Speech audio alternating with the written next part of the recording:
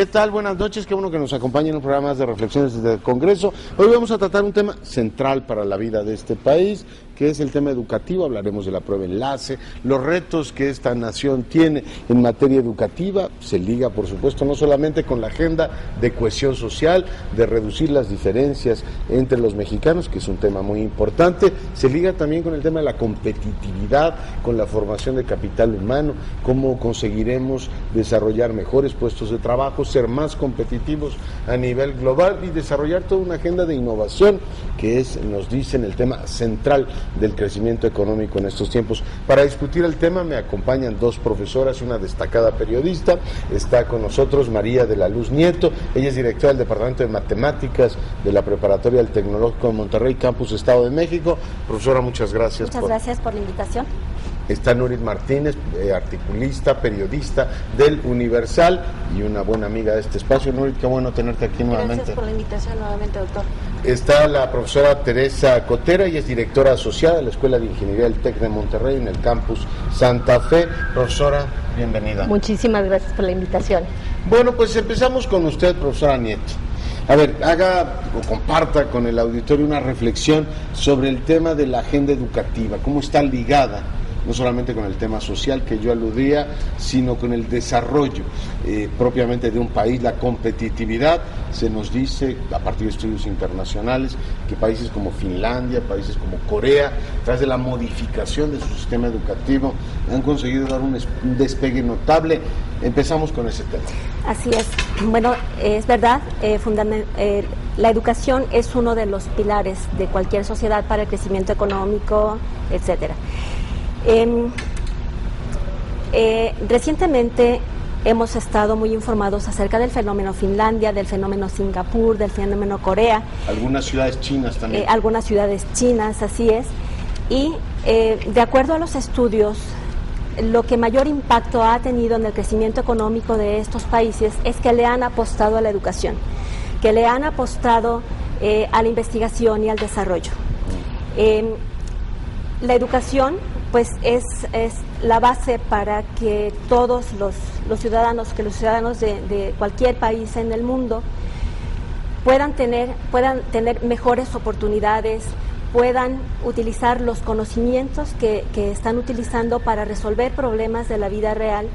Y definitivamente pues es importante que en los procesos educativos de los países se logre un aprendizaje significativo, que no solamente se enfoque los procesos educativos a que los alumnos puedan memorizar, que solamente, ¿qué es lo que hemos hecho nosotros? Que es lo que hemos hecho durante mucho tiempo, y de alguna manera pues se ha buscado también el cambio de actitudinal en los alumnos, pero lo que necesitamos es que esos conocimientos se aprendan, que esos conocimientos sean interiorizados y no quedarnos solamente en la parte del concepto. Necesitamos definitivamente llevar todo nuestro proceso educativo a un aprendizaje significativo. O sea, tenemos un problema de presupuesto, los países tienen que gastar en ese tema, pero también del tipo de sistema. ¿Qué es lo que enseñamos? Si entiendo bien. Sí, ¿qué es lo que enseñamos? Necesitamos revisar nuestras currículas. Muchas veces queremos enseñar mucho, ¿sí? Y en realidad abarcamos poco. Así es que tenemos que repensar esos programas, tenemos que reestructurar toda la parte educativa de manera que lo que enseñamos, lo enseñemos muy bien. Y supongo que las evaluaciones como Enlace y otras nos permiten ubicar que no estamos haciendo quizá lo correcto. Pero ahorita el tema de la agenda, digamos, educativa, ligado no solo a presupuestos, al sindicato, a las pruebas, tiene relevancia en los medios de comunicación, y aprovecho para preguntarte, ¿va pegando en la opinión pública? ¿La gente se va interesando en estos temas de una manera no solamente crítica, sino también constructiva, es decir, transformando el tema? Porque me decía un colega nuestro que solamente cambian los sistemas educativos cuando la sociedad, y de manera muy señalada, de la mano de los medios, se involucren en esta agenda de transformación del sistema educativo? Claro que sí, doctor. Yo diría que particularmente en esta última década, el tema de la educación se ha ido colocando como un tema de la agenda nacional. Y eso hace que, en efecto, cada vez actores diversos se involucren, salgan a expresar su opinión, correcta o incorrecta, favorable, en contra. Eso es diferente, pues el asunto es que el tema de la educación se ha colocado como uno de los temas a discutir desde los cafés, desde la casa, y en las mesas como esta, por ejemplo, ha tomado importancia fundamental. ¿Y por qué ha tomado relevancia, diría yo? Porque creo que cada vez más en el asunto no solamente de la competitividad internacional, de México es más competitivo, ha perdido espacios, la competencia global ha hecho que la educación se ponga también en el centro del desarrollo de las naciones. Y ya lo decía ahora la maestra, esos países que le apostaron mucho a la educación, justamente lo que hicieron hace varias décadas, colocar al tema de la educación en el centro. México quizá ha llegado un poco tarde a esta situación, pero está llegando, y yo creo que se está colocando, y parte de que hoy los papás hablen justamente sobre este tema, califiquen el sistema educativo, va a llevar justamente, o está llevando a que cada vez se ponga más atención a lo que se hace en el aula, lo que se hace con un sindicato, lo que se hace en términos generales con la educación superior, no solamente con la educación básica, y también ir definiendo prioridades educativas, es decir, ahora qué quieren estudiar los jóvenes, los papás se involucran más, ya no solamente son las carreras tradicionales, están volteando poco a poco a ver carreras novedosas, ¿no? Como la mecatrónica, todas estas que tienen que ver con la ingeniería. Es poco a poco, se tiene que ir generando, yo creo que un cambio en la cultura de los mexicanos, pero creo que se ha ido apuntando ahí en función de que el debate está. Ya. Y me gustaría que volviéramos más adelante con este tema del involucramiento, que creo que es fundamental, y también el tema de las prioridades. Profesora Cotera, ¿usted cómo ve toda esta gran agenda? Bueno, yo creo que una cosa importante es que el problema educativo en México y en cualquier país no es un problema sencillo. Existen dos tipos de problemas: los problemas difíciles, que dicen que se resuelven con ecuaciones matemáticas, y los problemas complejos. Los problemas complejos son sistémicos, y como un sistema, un problema educativo como el que tenemos nosotros, que tiene que ver con la cuestión, como problemas de basura o problemas de corrupción, tiene muchas aristas, y el problema educativo en México, podemos hablar de la calidad académica de nuestro sistema educativo, de los recursos económicos que son asignados a nuestro sistema educativo, que no es cierto que son pocos, porque no estamos muy por debajo de lo que hacen los grandes países que han sido desarrollados. Proporcionalmente, en porcentaje del PIB, o sea, nosotros estamos asignando un porcentaje adecuado. Tenemos, por otro lado, un problema que tiene que ver con el recurso humano que está involucrado en el sistema educativo. Profesores, exactamente, profesores. Entonces tenemos los profesores, tenemos el modelo educativo, tenemos el recurso económico, y tenemos una serie de intereses, ¿no? O sea, no tenemos como una agenda dirigida, no estamos enfocando nuestros esfuerzos humanos, económicos, hacia apostarle a algo como país desde el punto de vista educativo. Entonces es un problema que, si nosotros pensamos que el problema educativo tiene una solución simple, no lo es. Es un problema que nosotros tenemos que verlo como tal, como un sistema, y entonces ver cómo tenemos que ir viendo las diferentes partes y cómo conciliamos una serie de intereses económicos, sindicales, nacionales, como país, hacia dónde queremos ir. Entonces es una cuestión en la agenda que tiene que ver desde los papás, pero también tiene que ver desde todo qué cosa es lo que queremos hacer. Ya son varios. Y requiere en todo caso un involucramiento mayor de la sociedad. De todos, o sea, se requiere un involucramiento no solamente del gobierno, también de los particulares, desde todas las aristas. O sea, nosotros no podemos solamente decir el problema educativo es un problema del gobierno que lo tiene que resolver el gobierno. Yo creo que el problema educativo incluso lo debemos de dividir, además, por secciones de niveles educativos. Tenemos diferentes niveles educativos y no es la misma problemática la que tenemos en la educación educación básica, en la educación media superior y en la educación superior. A ver, o sea, son cosas diferentes. Sigo con usted y Okay. giramos en el sentido inverso. ¿Por qué este país tiene un problema de productividad como lo tiene si se supone que más personas hemos ido a la universidad desde los 70, no estamos estancados? Nos salió hace poco un estudio terrible que un irlandés hace en 1 hora lo que un mexicano hace en 5, Sí. y uno dice, a ver, ¿qué es lo que está pasando? Y hace unos días me decía Luis Rubio una cosa que me llamó mucho la atención, que una consultora hizo un estudio sobre la productividad en el sector de la construcción, y resulta que lo hizo en Estados Unidos y lo comparó con México, y resulta que los norteamericanos eran mucho más eficientes que nosotros.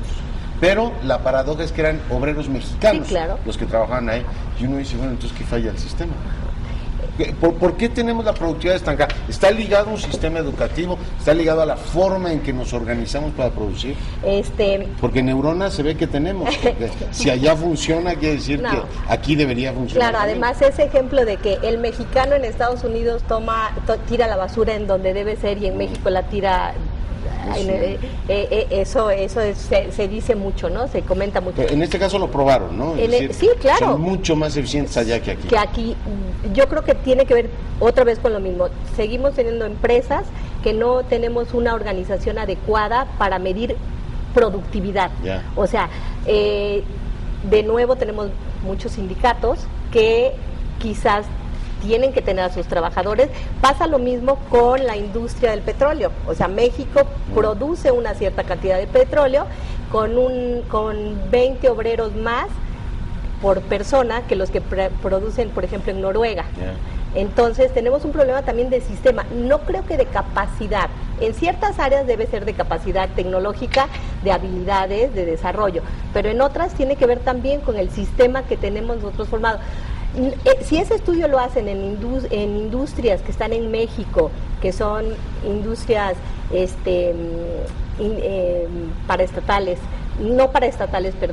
industrias transnacionales, la industria automotriz en México es una de las mejores industrias que existe a nivel mundial.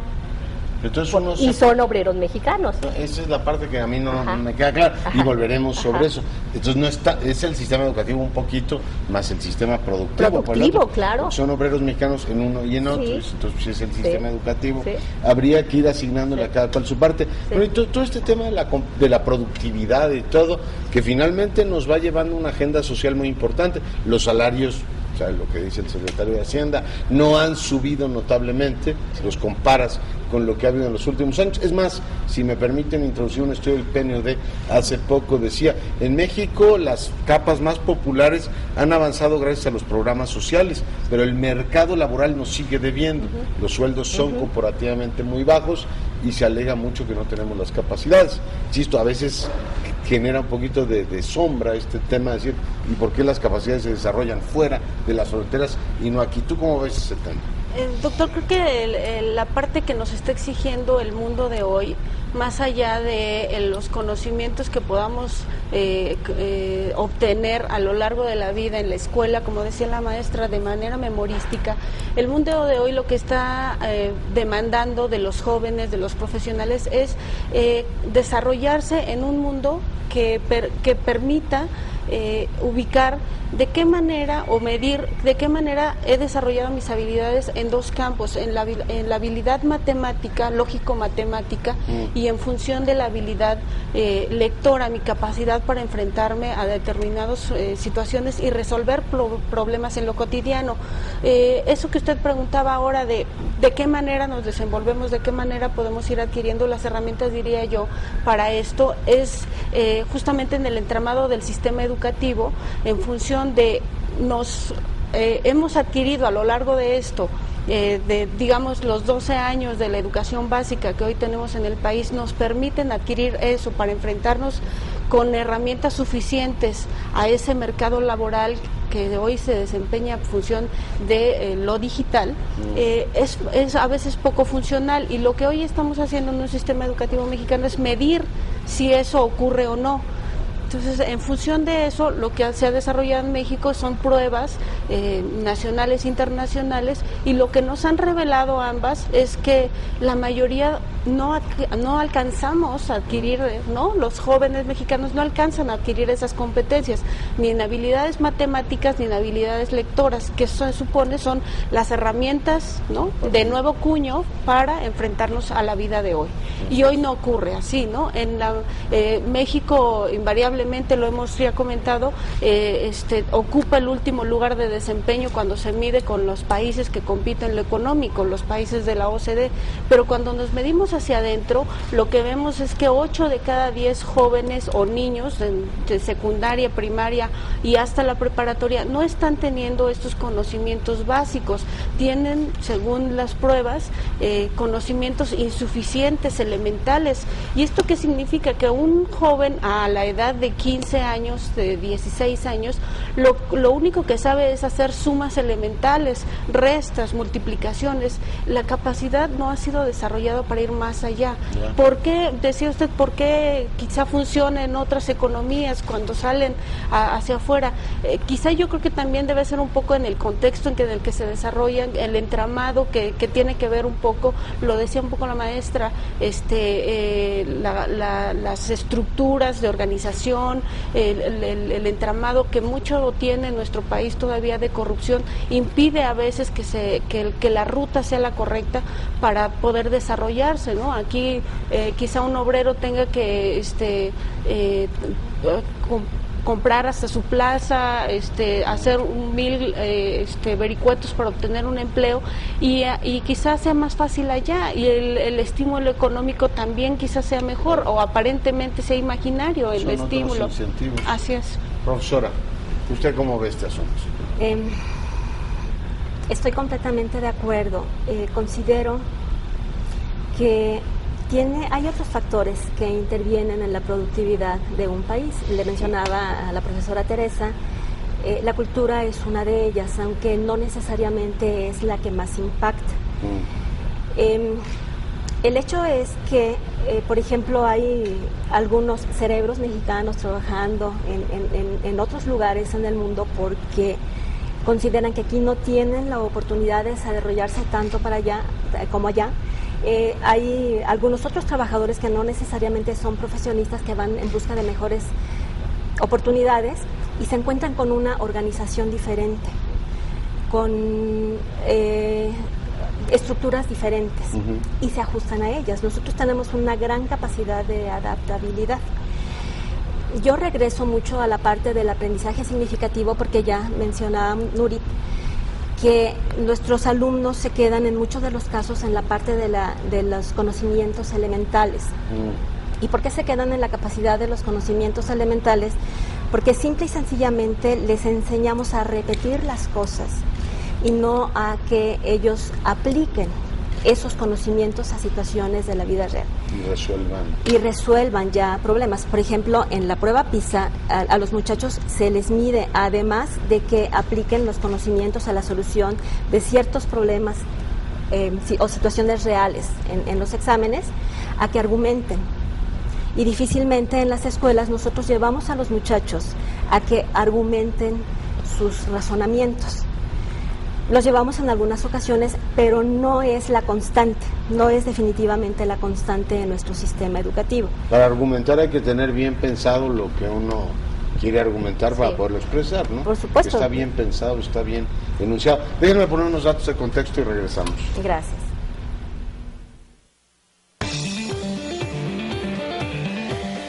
No existe una guía oficial para este examen. La prueba consta de un cuadernillo de preguntas y de una hoja de respuestas. Cada reactivo solo puede tener una respuesta correcta. Está conformada por reactivos de opción múltiple, 50 como mínimo y 70 como máximo para cada asignatura.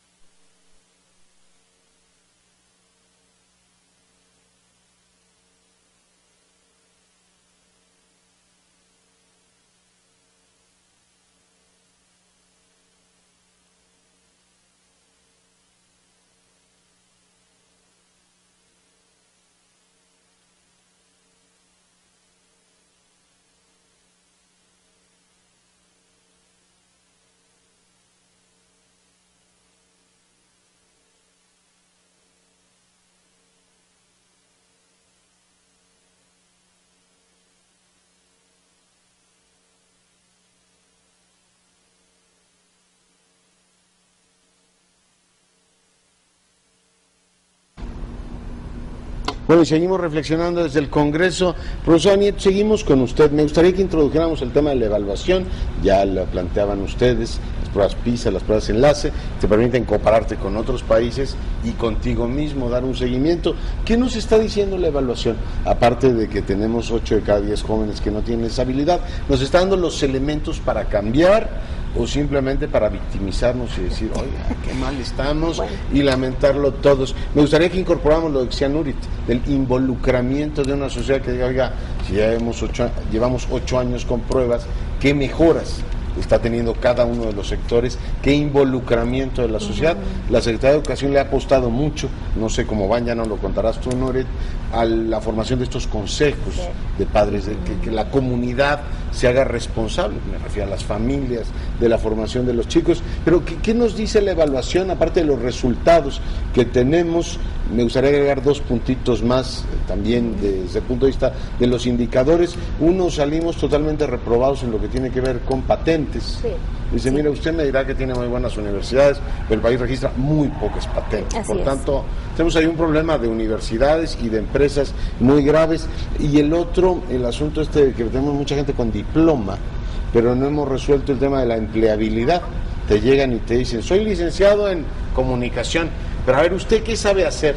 No, yo soy licenciado, aquí le enseño mi título, pero no se resuelve el tema de resolver cuestiones prácticas, es decir, a ver, yo entro al mercado de trabajo y le domino el sistema educativo, le puedo hacer un reportaje, en fin, esta posibilidad de entrar al mercado con no solo un diploma, sino esta posibilidad que le llaman de la empleabilidad. Sé hacer esto. Muy bien. Bueno, ya le puse muchos temas sobre la mesa, pero usted es profesora. Gracias. Entonces, principalmente, el resultado de las evaluaciones no debería ser utilizado, como menciona doctor, para victimizar a los actores en el proceso de educación. Sin embargo, desafortunadamente tengo entendido que sí ha ocurrido en algunos casos. La intención de la evaluación no es asignar una calificación, sino ver de qué manera, bueno, conocer primero nuestras áreas de oportunidad, nuestras fortalezas. Se trata de ver si el proceso que estamos siguiendo es el adecuado. Se trata de que con toda la información que nosotros obtengamos podamos tomar decisiones correctas, generar estrategias y de alguna manera pues hacer una reestructura que nos lleve hacia donde nosotros queremos. O sea, si nosotros ya estamos viendo, bueno, estamos en este punto y no estamos contentos en este punto, ¿qué vamos a hacer para pasar a donde sí queremos estar? Y le pregunto, ¿eso ha ocurrido? Con la experiencia de evaluación que tenemos, ¿hemos hecho esto que usted dice? Como país, me refiero. A nivel de la educación pública, tengo entendido que hay un cierto crecimiento, una cierta mejora, aunque es muy, muy pequeña, unos 5 puntos porcentuales entre las diferentes pruebas. La reforma educativa del 2006 ha tomado algunas acciones, se ha preocupado más por la parte de la capacitación de los profesores, que entiendan lo que es la evaluación por competencias, que los directivos estén conscientes de que tienen que revisar sus planes anuales, que tienen que hacer modificaciones a esos programas, preocuparse más por la capacitación, involucrarse de una manera diferente con el proceso de la educación. Está trabajando sobre eso. Sin embargo, los resultados de un proceso tan complejo, tan extenso, no los vamos a ver en 2 o 3 años. Los resultados los vamos a ver a largo plazo, si es que esto está bien, pero es importante que toda esta información que estamos teniendo, pues de las diferentes evaluaciones que se están aplicando, además, sean aplicados para esa reestructura. ¿Sí? ¿Tú cómo ves, Dorit? ¿Lo estamos tomando efectivamente de esta manera para transformar lo que hay, o simple y llanamente cada año que nos entramos decimos qué barbaridad? Y más o menos todo sigue igual. El tono en el que lo ha tomado la sociedad en general es justamente eso. Cada vez cuando salen los resultados de la prueba enlace, por ejemplo, que es la que aplica la Secretaría de Educación Pública, se toman los resultados de otra vez salieron mal, ¿no? Y se le pide quizá como un proceso educativo exactamente de 8-0 y eso volvió a ocurrir, ¿no? El asunto es que a un sistema educativo tampoco se le puede pedir de un año para otro que cambie tanto, ¿no? Eso lo dicen los expertos y bueno, hay que darle plazos al sistema educativo. Sin embargo, creo que para lo que en principio se les solicitaba a una prueba cuando se instalaron estas pruebas es medir si los niños aprendían o no lo que se les estaba enseñando en la clase.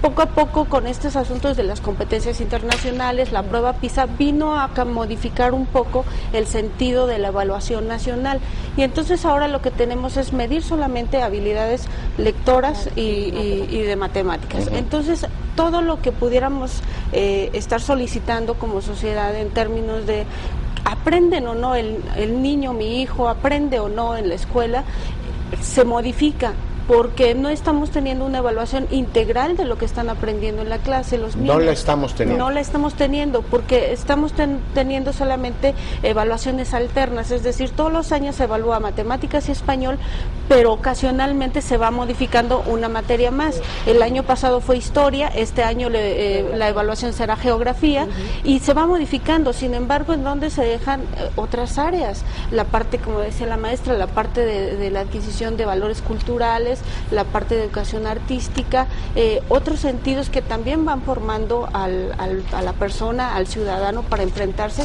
también a lo cotidiano, a enfrentarse también a decisiones políticas, a la participación civil, a la participación ciudadana en términos generales.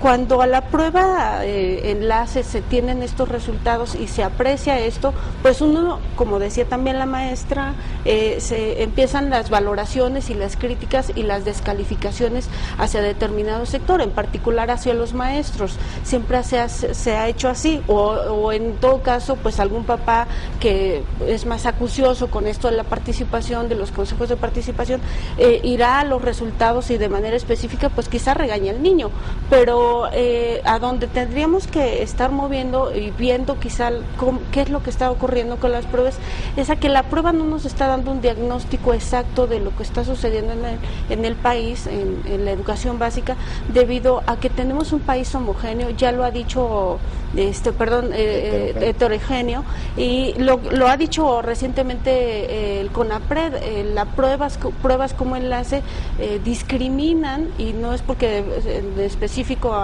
se hace a los indígenas, sino porque discrimina a muchos sectores.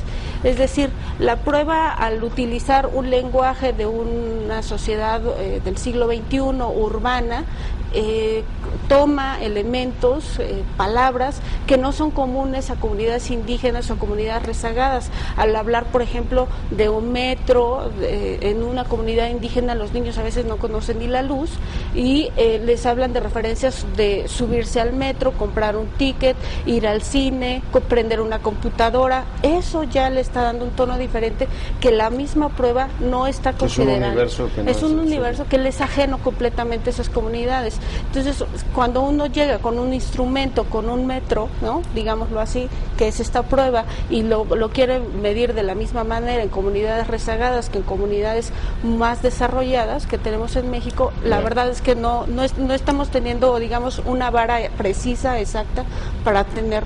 ¿Y la participación va creciendo en los consejos? La participación, creo que sí, el involucramiento de alguna manera obligada que hizo la Secretaría de Educación para que se conformaran estos consejos, sí está ahí. Ahora vamos a ver qué ocurre en los hechos, porque tenemos por experiencia en el país que se forman estas agrupaciones, pero enseguida habrá que ver quiénes son los que participan, si realmente son los papás, porque el papá de hoy, digamos, en zona urbana, lo que conocemos es un padre de familia que quizá puede salir, o la mamá que sale a las 6 de la mañana de casa, va a trabajar, dejó encargados a los niños con algún familiar que los pudiera llevar a la escuela, y regresa 10 o 9, 10 de la noche, y ya no tiene el tiempo suficiente ni el entusiasmo de supervisar. En muchos casos tampoco la cultura o las habilidades para hacerlo. Profesora Cotera.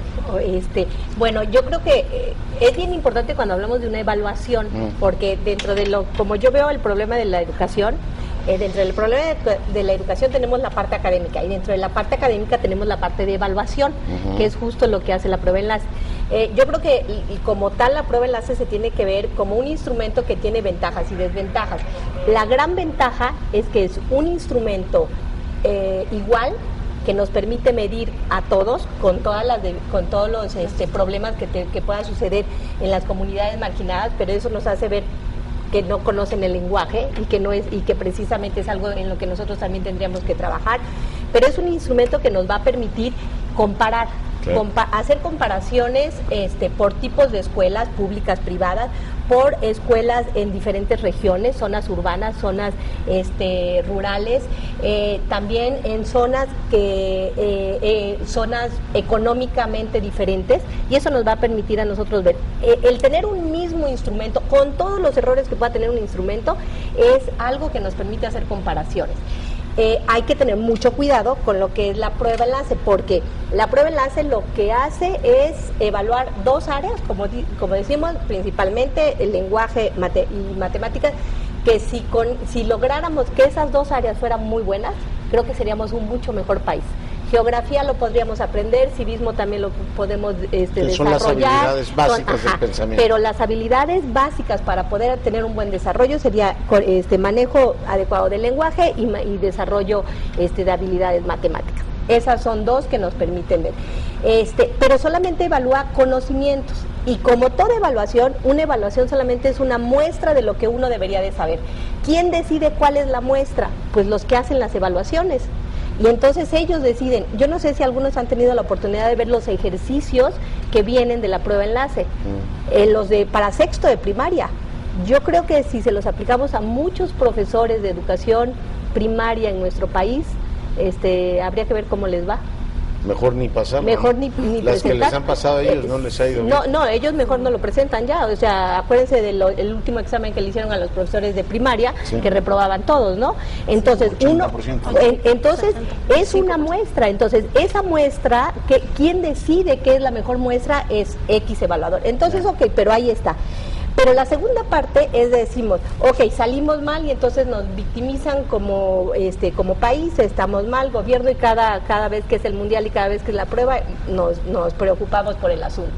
¿Qué cosa es lo que hacemos? Queremos corregir, pero hay que ir al fondo del problema, corregir lo que no se sabe y no querer corregir en el sentido de, o sea, si el instrumento nos sirve para decirnos en qué estamos mal, entonces decir cómo tenemos que mejorar nuestra parte educativa desde el punto de vista académico, qué actividades educativas tenemos que desarrollar para desarrollar en los chicos las habilidades que necesitan, y tener mucho cuidado en no preparar a los alumnos para hacer el examen, porque caemos en eso, en preparar a los alumnos para hacer el examen. Entonces, si yo preparo a un alumno para hacer el examen, a lo mejor lo estoy así como entrenando, pero sin que sepa para qué y sin desarrollar la habilidad. Yo puedo hacer que el alumno pueda salir relativamente bien en el examen sin que haya desarrollado las habilidades, porque si uno ve, y a mí me hace, o sea, yo no estoy en la educación básica, pero yo pregunto si será posible.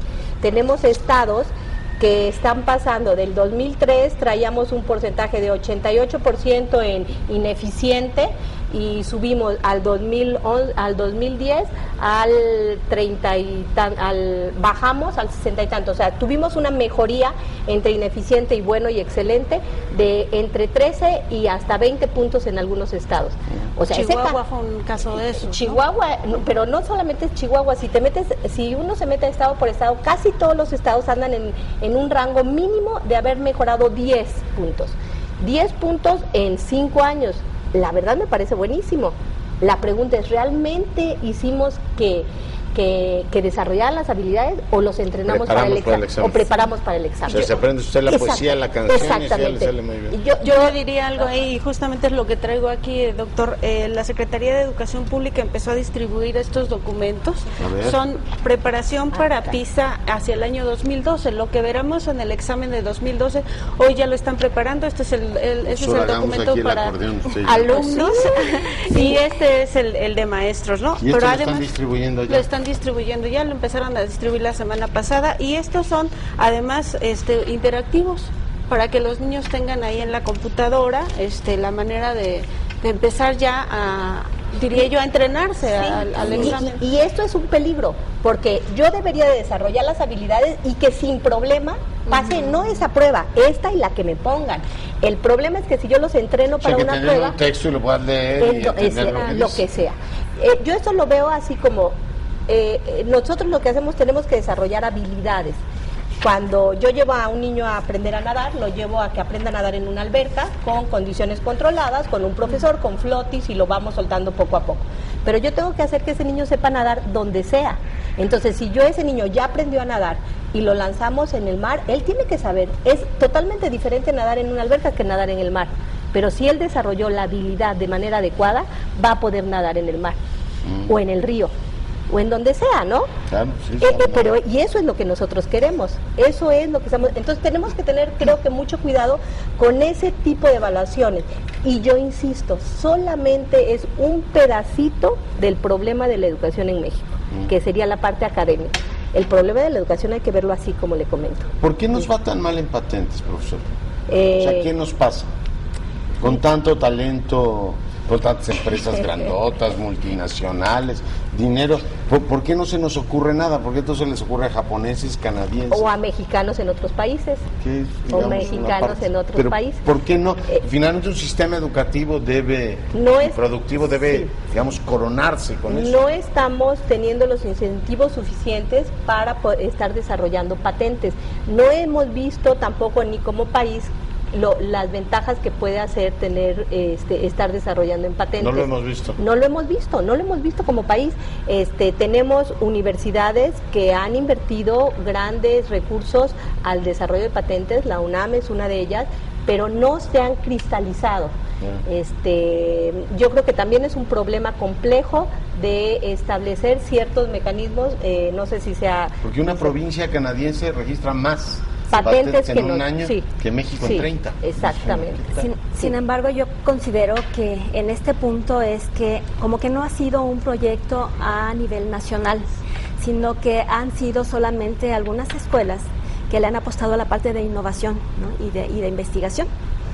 En los países como la India, le han apostado fuertemente a la parte de la innovación, de tecnología. Pero es un proyecto nacional. Así es que esto deberíamos de enfocarnos más, deberíamos de dar mayores recursos, de dar incentivos, como dice la profesora Cotera, y de generar un proyecto a nivel nacional para que haya más patentes. Ahora, ¿qué tanto tiene que ver aquí la parte de gestión, ¿no? ¿Qué tanto tiene que ver de actualización de normas? Y también otra vez yo creo que no es solamente decir, no, es cierto que no hemos tenido incentivos, pero también es cierto que tiene que ser un compromiso, yo creo que en tres partes: las universidades, la industria, porque la verdad es que en otros países, ¿por qué se generan muchas patentes? Porque la industria se acerca a las universidades y les dice, nosotros te vamos a estar dando recursos económicos para que generes patentes que ellos van a usar, cosas que ellos necesitan.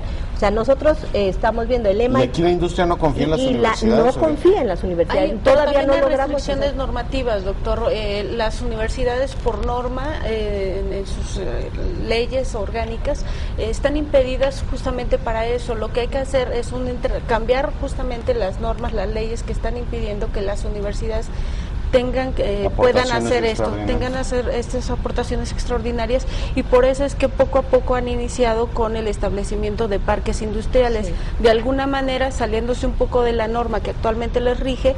Esos espacios les está permitiendo ir caminando hacia este nuevo punto, ¿no? A ver, me quedo contigo. ¿Qué otras prioridades habías dicho? A ver, el sistema educativo debe trazarse prioridades. ¿Cuáles serían las dos más importantes? Uno, evidentemente, es generar, lo decía un poco la maestra, generar una política de Estado. No tenemos justamente hacia dónde queremos llegar, y para poder definir a dónde queremos llegar, a qué aspiramos como país, necesitamos diseñar una política de Estado que nos haga establecer retos específicos a determinado punto. Una política de Estado. Y la otra, diría yo, yo le agregaría de largo plazo, de corto, mediano y largo plazo. Sí, no podemos hacer una política o un análisis a 6 años. O sea, la educación no se planea a 6 años. Tiene que ser 6, 12, 15, 20 y 40 años. Y supongo que tiene que ver con la vocación económica del país. Exactamente, hacia dónde vamos a dirigir nuestros recursos, porque no son ilimitados y hay que dirigirlos correctamente. Claro, perdón. Exactamente, ¿no? Y la otra justamente es, doctora, la parte que tiene que ver con los recursos. Aplicamos una cantidad suficiente de recursos, no es menor, lo decía también ya la doctora, no es menor la cantidad de recursos que México invierte a la educación. Sin embargo, hay que hacerlos más efectivos, eficientes, eficaces en ese tono y exigir en todas las escalas de la educación que eso se cumpla, que el recurso que llegue realmente sirva para lo que se está aplicando, que no haya desviación en el camino. Ya. Profesora Nieto, ¿usted cuáles diría que son las dos grandes prioridades de este país en materia educativa?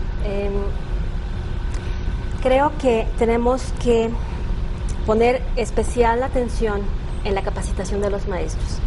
Los profesores son punto clave en la parte de educación. La capacitación que han recibido los profesores hasta el día de hoy considero que no es la más adecuada. Y bueno, tenemos muchos casos en donde, pues sabemos, en México las plazas se heredan, las plazas se compran, en muchos de los casos se supone que no, bueno, es un mal que todavía pues nos está afectando y no necesariamente todos los profesores están capacitados para ¿Le dar parece un cambio educación en a el los sentido muchachos? correcto, el cambio de la carrera magisterial y premiar el desempeño? Sí, eso es. O sea, ¿le parece Me parece adecuado. Y la otra prioridad sería entonces profesores y la otra. Y la otra, que todos los actores en el proceso de la educación estén armónicamente involucrados. La educación no es solamente una cuestión de alumnos y de profesores, sino que los padres de familia también deben de estar atentos a lo que es lo que pasa con el desempeño de mayor sus hijos. involucramiento. Involucrarse más. Ya. ¿Qué otros, finalmente les pregunto, qué otros factores acompañantes, pienso en medios, pienso en el entretenimiento, el tiempo que los chicos tienen para hacer otras actividades, habría que incentivar para mejorar el sistema educativo? Sí, yo creo que aquí de lo que tenemos que aprovecharnos mucho es que estamos en una era totalmente diferente para aprender, que es a través de todo lo que tiene que ver con multimedios y la cuestión de la tecnología. La tecnología está ya inmersa en los niños, o sea, ya traen el chip puesto para usar la tecnología sin ningún tipo de aprendizaje y nosotros como profesores tenemos que aprovechar eso, o sea, ¿cómo hacemos para que en lugar de que solamente estén jugando algún tipo de los que salgan o juegan, o sea, tenemos que desarrollar cosas interesantes que les desarrollen la creatividad, las habilidades que necesitamos educativas, pero de una manera lúdica, de una manera interesante para los niños, ¿no? Creo que es una de las cosas que tendríamos nosotros que aprovechar muchísimo. El uso de simuladores. El uso de simuladores. Ahí tenemos muchísimo en qué trabajar. México creo que tiene muchas posibilidades, muchas oportunidades de aportar como país, no solamente a México, sino al resto de los países latinoamericanos. Ya hay cosas, relativamente sencillas, no sé qué viabilidad tenga, pero leí el otro día que tratamientos para adultos mayores para evitar estos, problemas tipo el Alzheimer, es ponerse crucigramas. Sudoku.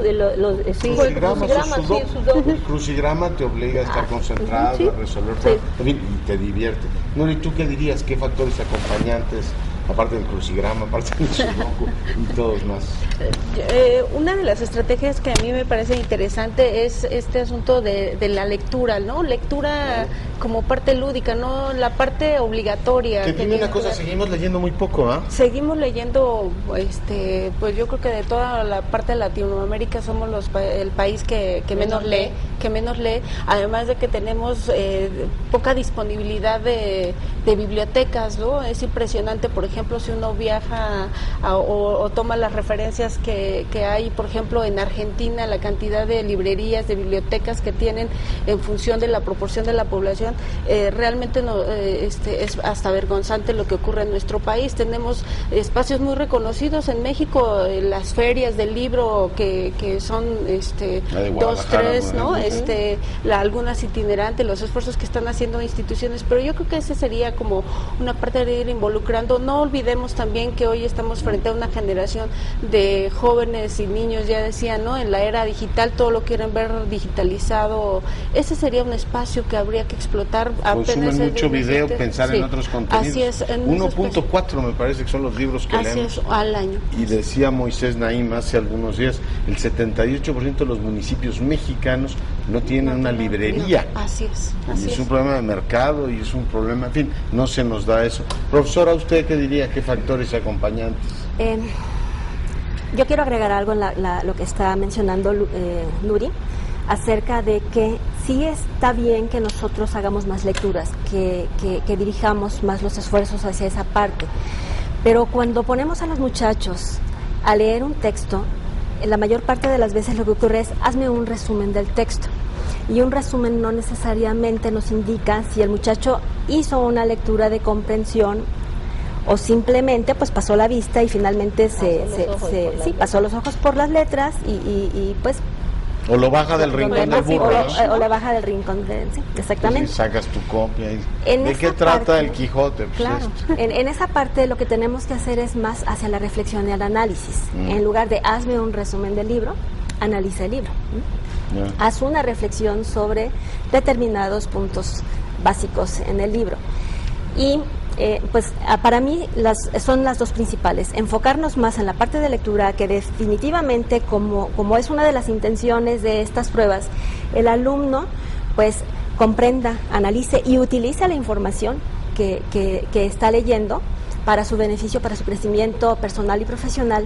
Y en la parte de matemática, que no solamente digamos que un alumno es bueno porque sabe resolver los ejercicios que en clase les damos, sino que aplique esos conocimientos matemáticos para resolver situaciones de la vida real. Bueno, pues muy interesante todo lo que nos han comentado. Nurit, gracias por presentarnos esta, digamos, especie de acordeón. Simplemente constatar, es la cultura nacional. Tiene más sellos editoriales y medallas que páginas, ¿no? Así es. Yo estuve en eso, y la firma de un montón de licenciados y licenciadas, en fin, preparándonos la estrategia PISA. Muchas gracias, profesora, por haber estado con nosotros. Muchas gracias por la Nurit, invitación. muchísimas gracias. Doctor. Profesora Cotera, muchísimas gracias. Muchas gracias por la invitación. Y gracias a usted que nos acompañó una semana más. Yo soy Leonardo Curcio. Nos vemos la semana próxima aquí reflexionando desde el Congreso.